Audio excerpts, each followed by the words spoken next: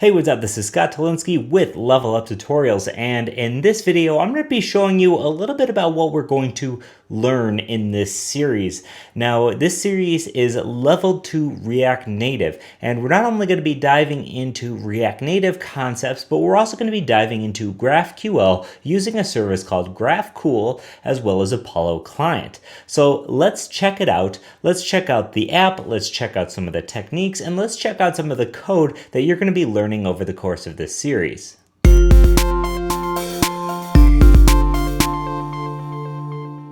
So over the course of the series, we're going to be learning all about how to create a native app using React Native.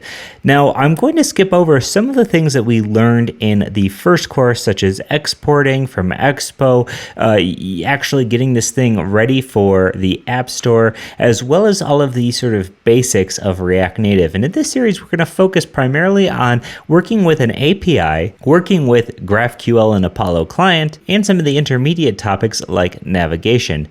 You can see that we have created a journaling application here, and while these posts and these journal posts aren't necessarily the most descriptive titles or anything like that, we can see that we have a post title, a post body, we have an excellent navigation that even includes gestures, we have a great layout here, we have the ability to use things like a floating action button, we have an interface for creating posts, and on top of this we have a total login and logout system. Now, all of this included the greatest thing about this series is that this app is going to look excellent on both Android and iOS. You can see the iOS simulator version here.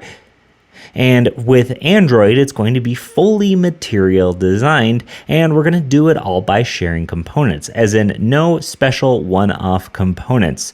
So this app is going to be really full-featured, and it should give you a clue with how to work in a navigation system as well as submitting forms. Let's check out some of the code that we used. You can see that we have GraphQL mutations. You can see we're using GraphQL to refetch our queries after a mutation. We're using native components like activity indicator, as well as other things, and we're able to completely customize our navigation with a host of navigation options. There's a whole lot of stuff going on in this course, and between posts and user accounts, it's enough to keep you busy. Now, we will be using graph.ql as well as our GraphQL backend. This will allow us to hit an API such as this while creating a post and not have to worry too much about configuring or setting up a database. So if this looks like something that you'd be interested in learning, head on over to leveluptutorials.com/store and purchase a series or become a pro subscriber to get full access to all of this content right now. And if you are already a paid pro subscriber, thank you so much, and please enjoy Level 2 React Native.